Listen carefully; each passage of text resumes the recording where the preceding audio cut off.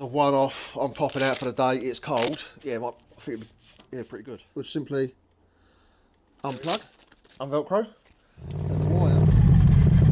Woo! Toasty.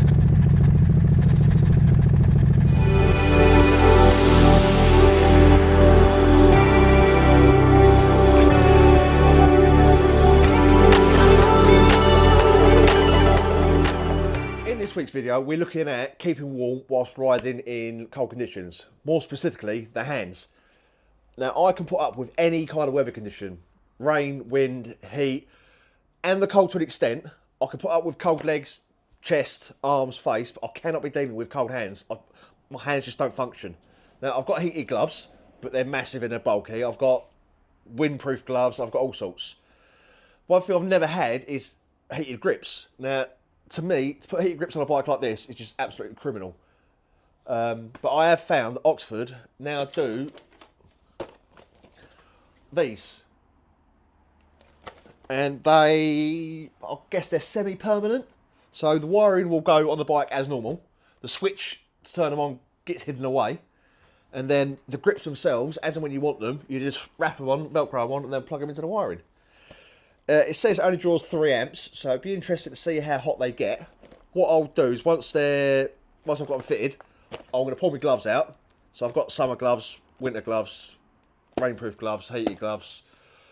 I've got loads. I'll test them all out and I'll see how good they are. Because like I say, it only draws 3 amps, so it'd be interesting to see how hot they get. And having the Velcro wrapped around, is it going to make it too bulky? So, inexpensive. Hopefully these work, because I've got a ride this week to Reading. It's about an hour and a half, and it's currently -2 outside. Weekend was -5, and it's, I don't know if you can see that on the camera, but it's frosty in this garage. So let's get to it, and we'll get these fitted and get the panels off.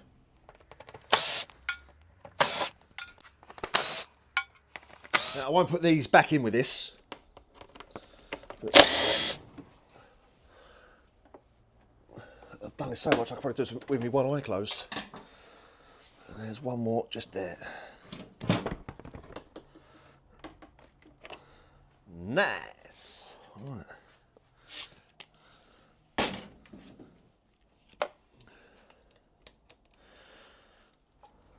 you go. Right, nice. Let's get it open and see what we've got inside. So right, so you can't adjust the heat settings by the looks of it, it's just literally on, off. Okay, with tyres, and so there's your wires, live and earth, and then the grips. Right, so they're quite bulky. Let's throw it on now. You've got wiring towards.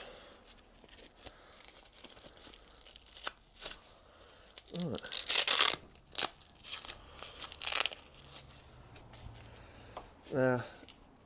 Yes, that is quite chunky, but it's not a permanent ride every day kind of thing, is it? So,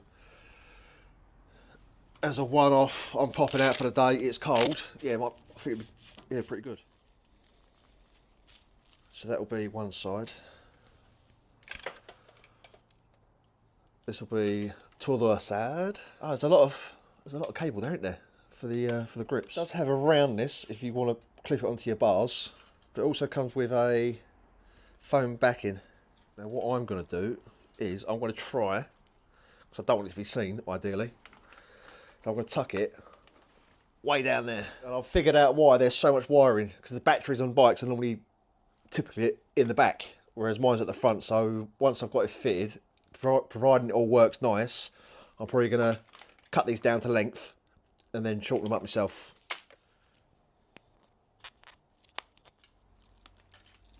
Right, that doesn't stick to a flat surface, even though it looks like it. It's not quite flat enough.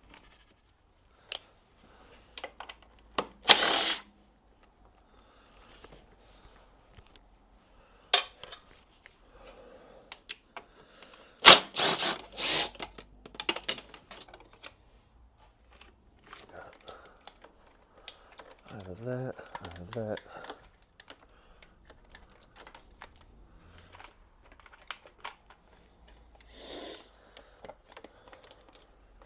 Might change of plan. I'm not going to mount the switch up the top. I can't find anywhere decent enough to put it, but I've realised it doesn't have to be up there. I just need to be able to reach it with my left hand. So what I'm going to do is it's going to be hidden under the carbon fibre, just here. And it's going to go right there. And I'll be able to reach that quite nicely. And because I'm doing that, it means I don't need to cut the wiring and shorten it.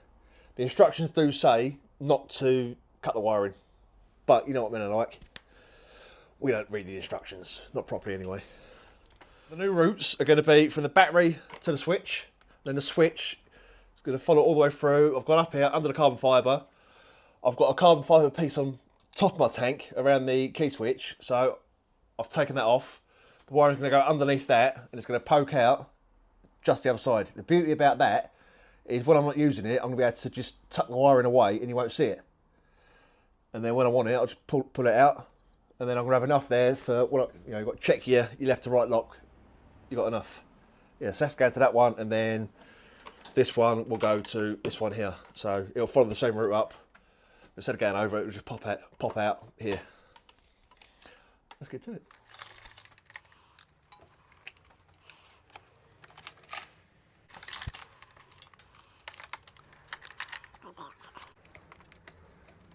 Down here.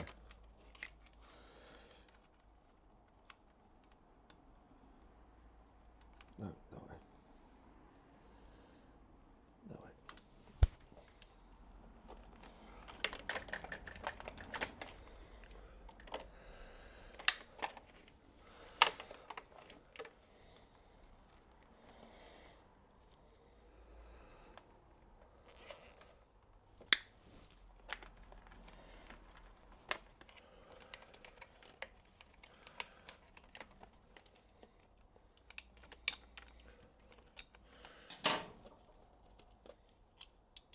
Just check that we've got power to the switch before we carry on. There we go. Green light. Oh, it's a bit. So we've got a bit of a loose connection there somewhere. So I'm going to put a bit of tape around this just to hold it together because it looks a bit cheap. Right, we'll leave it on hot. We'll see how hot they get just sitting like that. I haven't got to worry about my battery going dead because it's my battery's on a tender. So the switch is mounted right there. Nice and easily accessible whilst riding.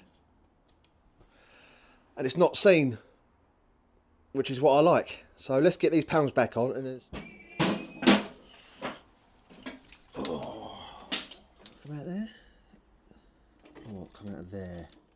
It'll come out of there, then I can tuck it away. I can cable tie, tuck it away. Nice. So I can go along. Now I've got to get this into my muscle memory. There.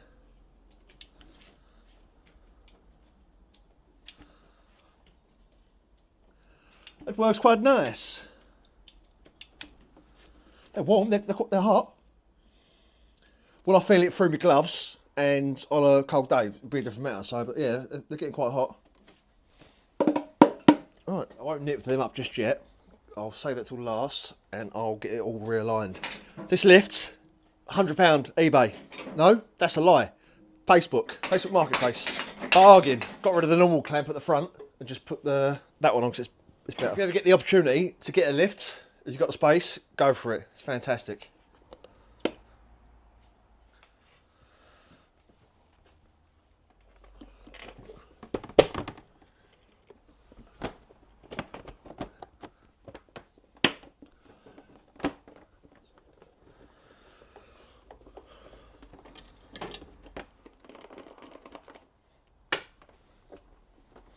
I've lost count the amount of times I've stripped these panels down.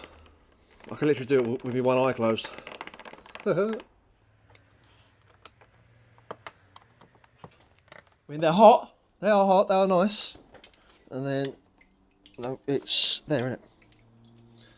Off. On. And then when we don't want to use it, we'll simply unplug. Where's the Velcro? There it is. Unvelcro. And the wire, we'll just tuck away down there. And then, oh, it's a bit cold out today.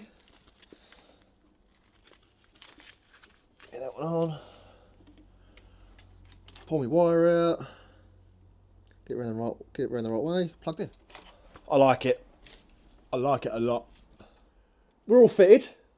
Nice, easy, simple job. If I wasn't filming, probably 25 minutes, half an hour.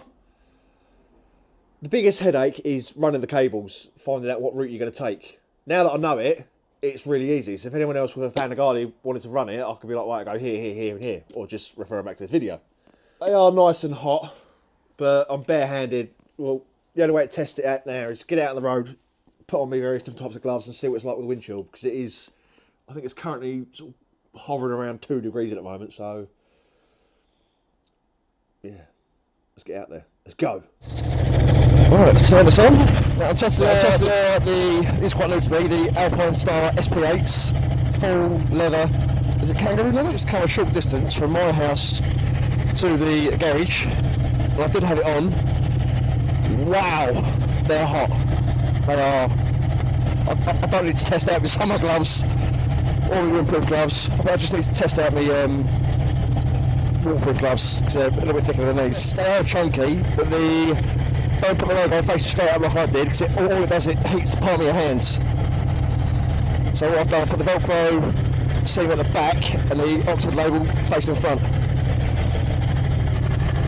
So hopefully it will not my knuckles, not my palms. But I hate all this diesel everywhere.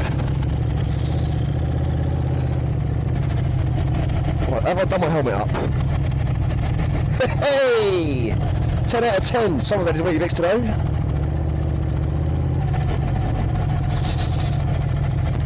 Now you see me switch it on back now. Already. It's warming up my fingers. Quite nasty. Oh, diesel on the floor. Oh.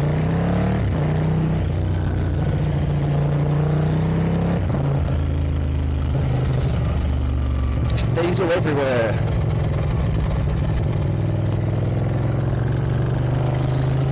My hands are, sorry, hopefully that's better. My hands are really nice and toasty. So I've had a nice little look down the A2. It's not particularly cold today, it's about 3 degrees. Oxford hot hands, are they worth the 40 to 50 pounds? 100% yes. I'm gutted I didn't find them sooner. Do they get hot? Yes, very. Personally for me, they're probably a little bit too hot, but then again I run the aircon in my van all year round, even now. I need to look at the switch properly, because it says low, off, hot. You can't set it to the off position, in the middle. Woo! Toasty.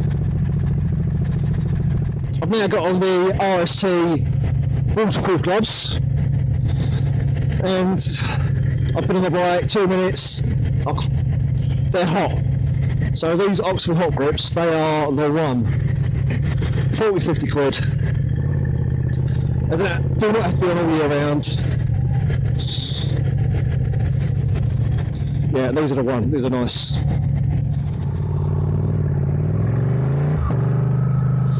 Go around. Indicator. Lifesaver.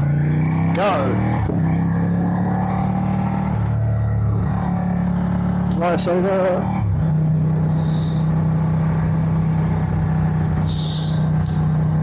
So even with these winter rain gloves, these grips are very hot.